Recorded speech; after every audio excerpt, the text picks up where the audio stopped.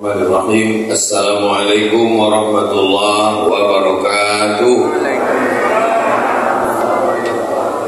Alhamdulillah. Allahumma salli ala Sayyidina Muhammad wa ala ali Sayyidina Muhammad. Yang sama kita hormati Ketua beserta seluruh pengurus Masjid Syuhada Damai Langgeng. Hadir juga bersama kita pagi ini Ketua Ikatan Abdul Internasional Pak Abdul Wahid, yang ceramah nih Abdul Somad, ini orangnya.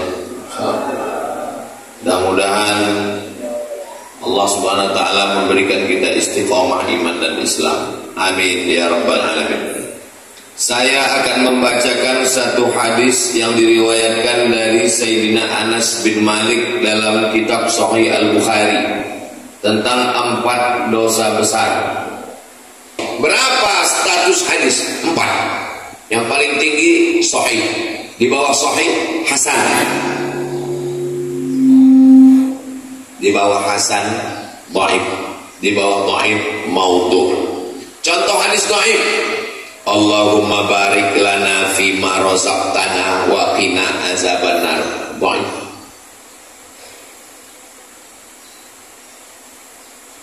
Awaluhu rahmah, awsatuhu maghfirah, akhiruhu itqun minan nar. Dhaif.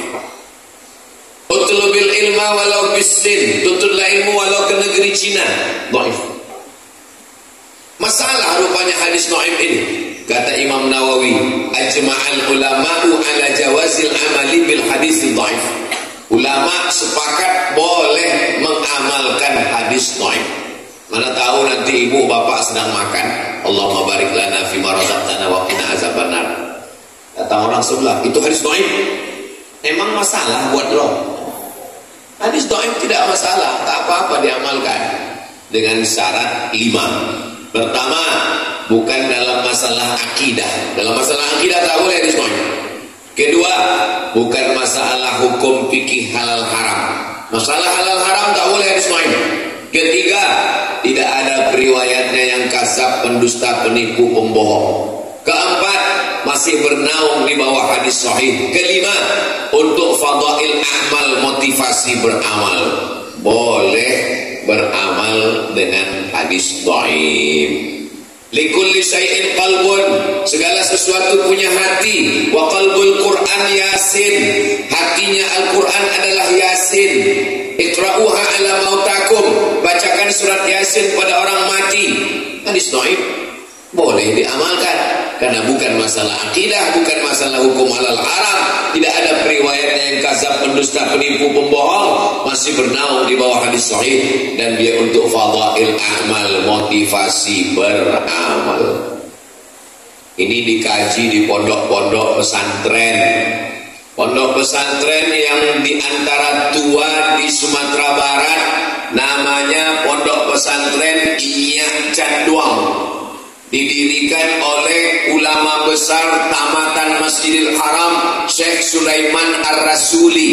Syekh Sulaiman Ar-Rasuli Inyak Canduang basamo dengan Inyak Jaho membuat organisasi namanya PERTI, Persatuan Tarbiyah Islamiyah.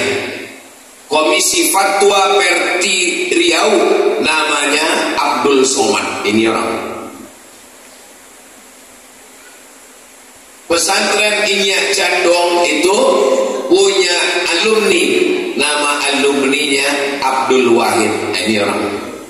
Jadi beliau ini tamat pesantren Inyak Canduang, lalu kemudian melanjutkan ke UIN Suska, Fakultas Tarbiyah, lalu kemudian menjadi DPRD Provinsi Riau 2 periode, lalu kemudian DPR RI, dan sekarang balihonya banyak berserak-serak. Asal nampak baliho 3, itu beliau ada salah satunya saya. Tadi saya tengok baliho ini 3, rupanya 3 gambar saya. Adapun hadis yang mau kita kaji ini, bunyi hadisnya, su'ilan Nabi sallallahu alaihi wasallam anil kabair, an akbaril kabair. Nabi ditanya tentang dosa apa yang paling besar. Ada dosa besar, ada dosa kecil, ada dosa besar, ada dosa terbesar di antara dosa besar. Dalam hadis ini ada 4 dosa paling besar di antara dosa besar. Yang pertama kata Nabi, al-isyraku billah, syirik, mempersekutukan Allah. Siapa yang mempersekutukan Allah ini? Makanya nama perbuatannya syirik, orangnya namanya musyrik. Kata mereka Tuhan itu ada jantan ada betina. Tuhan yang jantan namanya Allah, Tuhan yang betina namanya Lata. Ada Lata, ada Uzza, ada Manat, ada Hubal, ada Jibti, ada Tohut, ada Naham. Tuhan jantan namanya Lata, Tuhan betina namanya, Tuhan jantan namanya Aziz, Tuhan betina namanya Uzza. Tuhan jantan namanya Manan, Tuhan betina namanya Manat. Tuhan jantan namanya Allah, Tuhan betina namanya Lata. Nikah Tuhan jantan sama Tuhan betina tadi, lahirlah anak-anak Tuhan. Anak Tuhan itu malaikat-malaikat, banatullah, anak Tuhan. Jadi tentang cerita Tuhan punya bini dan punya anak, itu kerja orang musyrik. Dari mana pemikiran Tuhan berbini beranak ini? Ini datang dari budaya Yunani kuno. Ada Tuhan jantan namanya Zeus, yang sekarang sudah masuk dalam game online dan judi online. Zeus ini punya bini Tuhan. Lalu lahirlah anaknya laki-laki, turun dari langit ke bumi. Nama anaknya itu Hercules, anak Zeus. Bini Zeus mati, kemudian Zeus berbini lagi. Bininya yang kedua ini jahat, kejam, memusuhi Hercules. Itulah setan. Jadi kalau ada bini jahat berarti entah ada saya bilang begitu. Jadi mitologi namanya. Ketika datang Nabi Muhammad SAW, ajarannya yang pertama adalah jangan syirik. Makanya kalau orang mau masuk Islam, dia mesti bisa mengesampingkan ini semua. Ajaran pertama dalam Islam, la ilaha. Kau jangan menyembah pokok kayu. Menyembah pokok kayu itu syirik, karena menduakan Allah. Kita diajarkan 17 kali sehari semalam, iyyaka na'budu wa iyyaka nasta'in. Sekarang banyak orang iyyaka na'budu wa dukun nasta'in. Kenapa berdukun itu syirik? Karena dukun-dukun berkawan sama setan. Dukun mintanya ke setan. Saya tak percaya Pak Ustaz dukun itu mintanya ke setan. Buka Quran juz 29. Ada satu surat namanya surat Al-Jin. Kenapa surat Al-Jin? Bapak dengarkan aja pengajian.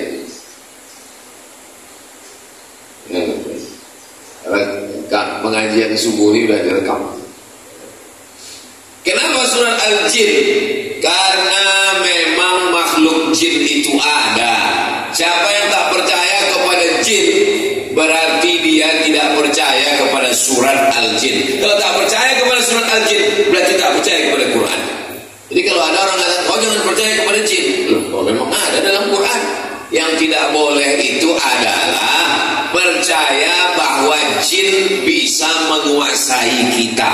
Itu yang tak boleh. Karena yang berkuasa hanya Allah, la haula wala quwwata illa billah. Makanya sebelum tidur malam dibaca Al-Fatihah sekali, Qul huwallah 3 kali, Al-Falaq sekali, An-Nas sekali, ayat kursi sekali, dihembuskan ke tapak tangan, disapukan ke muka, ke kepala, ke badan. Dibacakan Fatihah sekali, Qul huwallah 3 kali, Al-Falaq sekali, An-Nas sekali, ayat kursi sekali, dihembuskan ke air, diminumkan, dimandikan. Air yang sudah dibacakan ayat-ayat tak boleh dipakai cebok, diminum habis. Takut saya kencing-kencing Pak Ustaz, siramkan ke pokok bunga. Kalau terganggu yang anak gadis, yang cantik-cantik, jangan sombong. Karena tak semua laki-laki itu bisa menerima kenyataan. Nanti sakit hati dia, diganggunya pinggir jalan. Adik, mau tak nikah sama abang? Biar kau kucing kurang, cuy. Diambilnya air liur itu, dibawanya ke dukun. Dukun minta ke setan, dibacakannya mantra. Kakang telinga bosi mulut sokang gigi itu kunci. Makan mie ayam, nampak muka jantan tubuh gelombang. Makan bakso, nampak muka dia. Pas mau makan gulai sate, nampak dia. Siang malam terbayang-bayang, makan tak kenyang, tidur tak lelap, kena pelet. Saya di rumah ada juga pelet ikan koi. Maka anak-anak kita diajarkan membaca-baca. Bang Abdul Wahid pun perlu juga ini. Tak perlu kita ajari, dia taman pesantren. Baca-baca. Kenapa?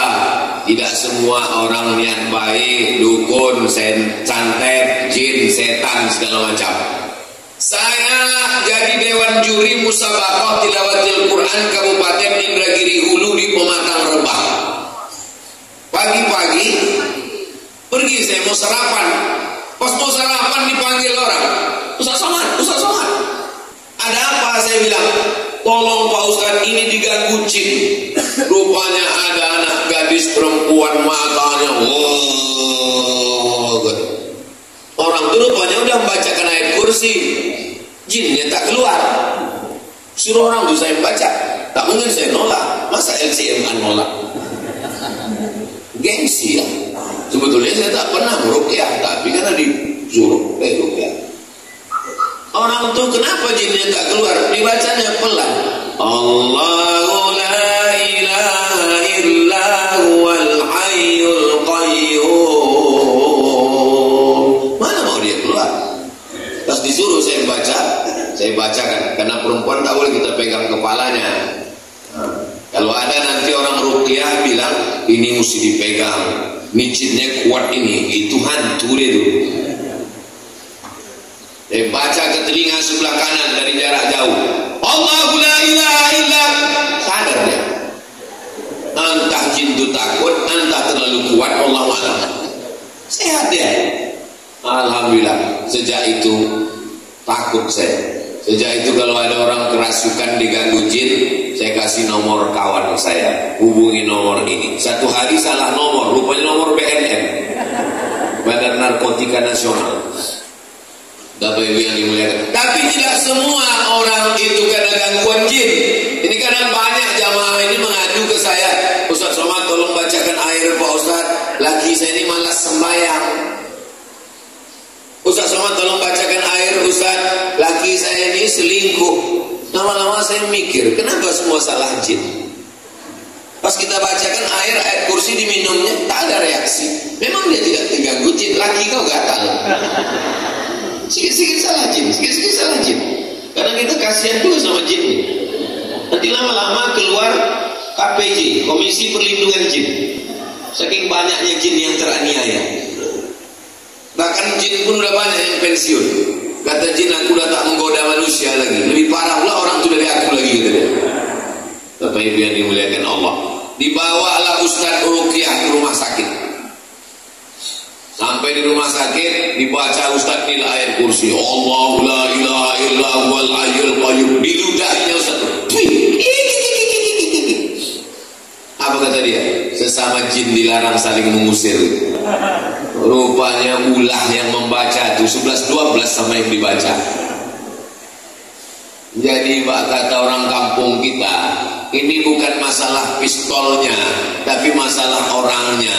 Kalau bahasa kampungnya, man behind the gun.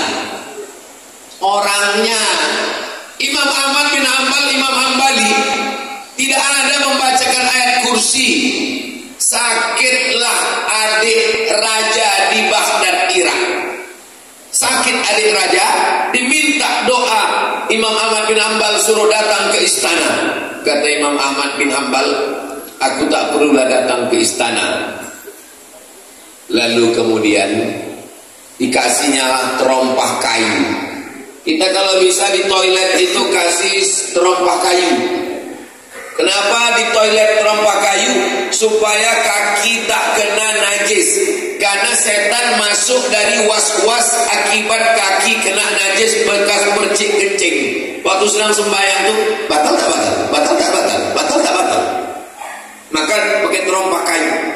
Imam Ahmad bin Hanbal mengasih terompah kayunya, bawakan terompah kayuku ini, letakkan di dekat adik sultan yang sakit tuh. Diletakkan terompah kayu Imam Ahmad bin Hanbal sehat.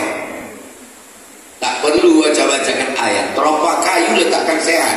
Hari berganti, musim berubah, pekan berubah, bulan berubah tahun, tiba-tiba kumat adik raja itu balik. Rupanya hari dia kumat itu Imam Ahmad bin Hanbal meninggal dunia. Dibawakan orang tuh terompah kayu. Ini terompah kayu. Kata jin tuh, aku bukan takut sama terompah kayunya, tapi aku takut sama yang punya terompah kayu. Dan yang punya terompah kayu sudah mati.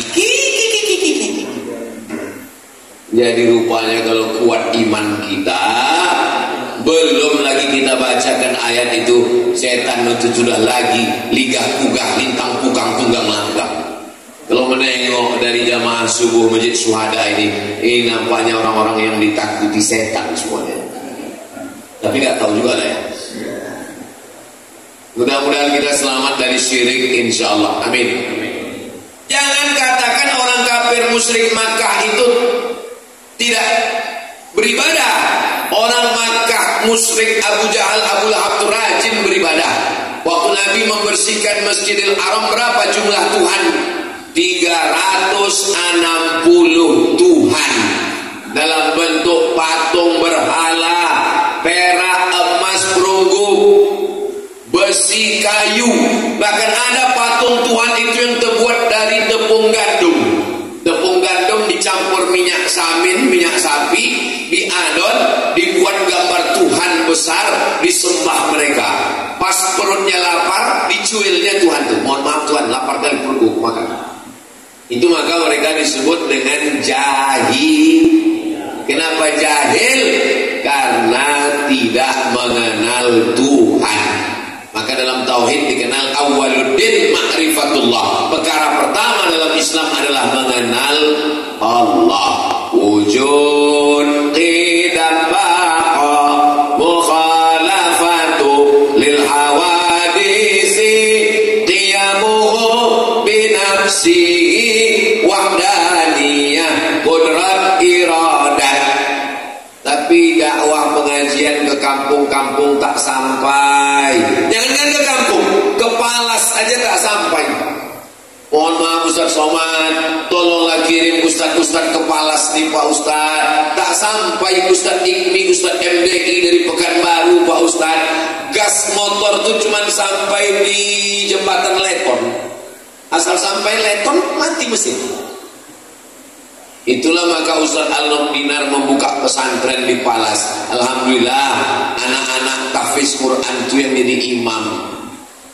Saya tak sanggup berdakwah masuk kampung ke kampung. Yang kami masuk cuma Bagan Benio, Talang Mama, Talang Perigi, Talang Jerinjing. Itu yang kami cuma sanggup masuk. Yang bisa mengirim dai-dai ke pedalaman Riau ini adalah gubernur. Kalau terpilihlah gubernur yang peduli pesantren, tamat pesantren, peduli dakwah, dikirimnyalah dai-dai ke pedalaman, insya Allah. Mudah-mudahan terpilihlah orang yang peduli kepada dakwah, insya Allah. Amin. Tapi kami bingung Pak Ustaz, banyak kali balego-balego sekarang. Kalau tuan sholat Jumat jangan lupa bawa kain. Kalau udah ada yang ada gambar Ustaz Somad, jangan lagi ke yang lain. Jelas. Kalau tuan pergi ke Palas, jangan lupa membawa kawan. Kalau ada yang bilang tak jelas, memang dia belum sarapan. Yang kedua, apa itu dosa besar? Uququl walidain, durhaka kepada orang tua.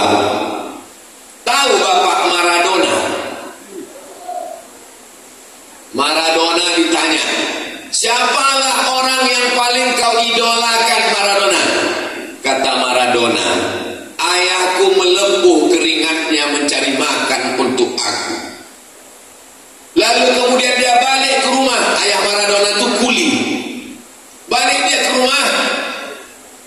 Dia bilang, kami tanya, ayah dari mana?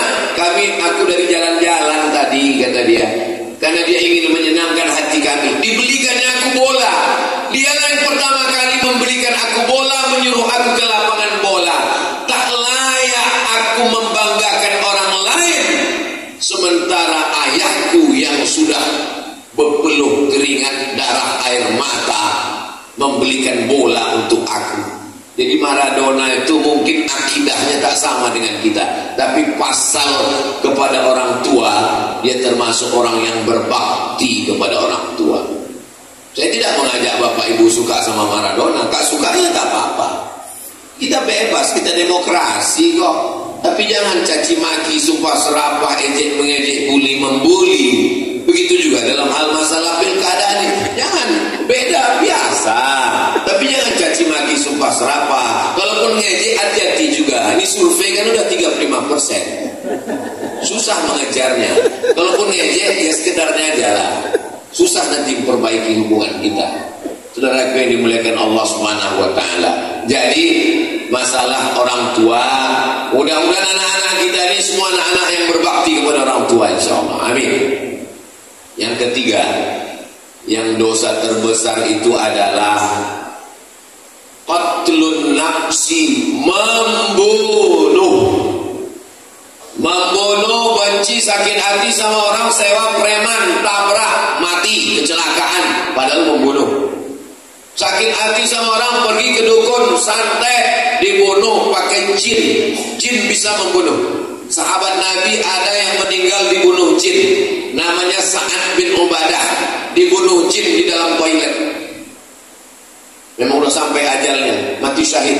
Kita sebelum masuk ke toilet, Allahumma inni a'udzubika minal khubuthi wal khaba'is. Begitu kita bacakan Allahumma inni a'udzubika, maka langsung badan kita itu dipasang Allah penutup, sehingga jin setan yang ada di toilet itu tak bisa menengok kita. Saya pergi ke stasiun kereta api Pring Sewu. Bahasa Jawa Sewu itu artinya apa? Sibu. Sewu, Sibu. Pring Sewu, stasiun kereta api 1000 kamar yang ada di Semarang. Sampai di atas, kereta api ini punya Belanda. Sampai di atas saya ditunjukkan sama guide-nya, Ustaz Somad, ini ruangan jenderal Belanda. Toiletnya di luar. Jadi rupanya Belanda itu dulu tahu toilet itu tempat setan, dibuatnya jauh-jauh. Itu beda orang dulu sama orang sekarang. Orang dulu makannya di rumah, buang air besarnya di luar. Orang sekarang makannya di luar, buang air besarnya di kamar. Ustaz Somad ini ngomong gitu macam toiletnya tidak di rumah aja. Toilet saya di rumah, tapi ada dindingnya, ada pintunya, ditutup. Mau tidur malam ditutup. Baca doa, mau masuk ke dalam, Allahumma inni a'udzubika minal khubuthi wal khaba'is, dipasang Allah semacam protek pelindung, tertutup badan kita ini semua. Jadi orang yang tak baca doa Allahumma inni a'udzubika minal khubuthi wal khaba'is, masuk ke toilet, ditengok jin, ditengok hantu, ditengok setan. Syukur-syukur setan itu kalau cuma nengok. Kalau dia streaming, hidupnya kamera, ditonton semua sama kawan-kawannya. Masa setan itu canggih juga punya handphone macam kita, Pak Ustaz? Baca buku Isa Daud dari Mesir, judulnya Al-Hiwar Ma'al Jinnil Muslim. Teknologi jin lebih canggih daripada teknologi zaman kita sekarang. Mana buktinya? Jin Ifrit sanggup memindahkan kursi Balqis dari Yaman ke Palestina sebelum Nabi Sulaiman berdiri. Kata Nabi Sulaiman, ayyukum ya'tini bi'arsyiha qabla an ya'tuni. Siapa yang sanggup membawa kursi Balqis dari Yaman ke Palestina 3000 km sebelum Ratu Bilqis sampai? Apa kata jin Ifrit? Ana atika bi qabla an taquma min maqamik. Aku bisa memindahkan kursi Balqis dari Yaman ke Palestina sebelum kau tegak dari tempat duduk. Tegak dari tempat duduk itu berapa detik? 5 detik kalau tak kena osteoporosis. Cobalah tegak. 1, 2, 3, 4, 5 pindah kursi bagus. Ada sekarang orang yang bisa memindahkan ini 5 detik ke Palestina? Tak ada. Kalau ada, kita minta jasa dia memindahkan supaya Benyamin Netanyahu itu pindah ke Damai Langgeng. Sampai sini baru kita gulai dia. Asam bodeh. Uququl walidain, durhaka pada orang tua yang keempat. Pertama, syirik. Kedua, durhaka orang tua. Yang ketiga, membunuh. Yang keempat, syahadatuz zur, kesaksian palsu. Jangan bersaksi palsu. Saya tak pernah bersaksi palsu, Pak Ustaz. Orang kalau sudah disebut saksi palsu, bayangan dia di pengadilan, ditanya hakim, apakah saudara melihat peristiwa ini? Saya melihat Pak Hakim, padahal dia tak nengok. Jangan lupa, kita bersaksi palsu ini bukan di pengadilan. Bersaksi palsu di mana? Di masjid. Di masjid kita bersaksi palsu. Berdirilah keluarga ahli waris. Apakah jenazah ini baik? Baik. Kau sudah memberikan kesaksian palsu. Bukan kau kenal siapa dia. Tak koruptornya dia. Tak makan haramnya dia. Saya kalau ditanya jamaah, dan saya belum pernah seumur-umur menjebak jamaah. Saya kalau ditanya orang, apakah jenazah ini baik? Aku tak tahu dia. Mana kita tahu? Tapi kalau orang itu baik, memang saya bersaksi. Beberapa jenazah saya tulis di Instagram, aku bersaksi orang ini baik. Kita bersaksi. Ada hadisnya tentang bersaksi jenazah ini, ada hadis sahihnya. Lewat jenazah, waktu lewat jenazah, orang memuji, dia orang baik, dia orang baik, dia orang baik. Apa kata Nabi? Antum syuhada'ullahu 'alal ard, kalian saksi-saksi Allah di atas muka bumi, wajib dia masuk surga. Tapi saksinya tidak direkayasa. Kapan kita bersaksi palsu? Waktu acara akad nikah. Aku nikahkan engkau dengan anakku dengan mahar sebentuk cincin emas tunai. Sah? Sah. Padahal tidak sah. Kenapa? Karena itu bukan anak dia. Bukan anak dia itu. Kok tahu Ustaz bukan anak dia? Nikahnya Januari, lahirnya Mei. Mana ada hamil 5 bulan?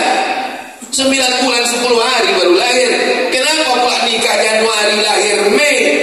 Pas ditanya berapa bulan lahir? 5 bulan. Kok cepat kan? Ini edisi minimalis. Mana bisa? Itu bukan anak kau.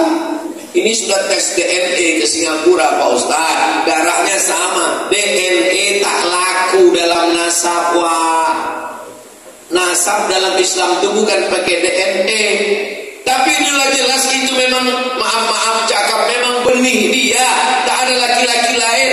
Kenapa tak diakui? Di mana kesalahan dia? Kesalahan dia satu, mencoblos sebelum hari H. Kertas yang dicoblos sebelum tanggal 27 November tidak diakui KPU. Jelas? Apa yang jelas ini? Jelas nasab tadi tak diakui karena dia sudah ada sebelum akad nikah.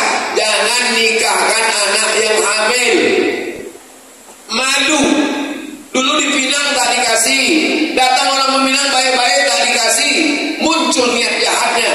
Tanam pinang rapat-rapat supaya puyuh tak dapat lari. Sudah ku pinang tak dapat-dapat. Aku bawa ku hotel ku hamili. Nauzubillah. Banyak orang tua sekarang lebih mau makan di daun daripada makan di pinggan. Di Pinang tak mau mencari menantu kaya, mau cari menantu hebat.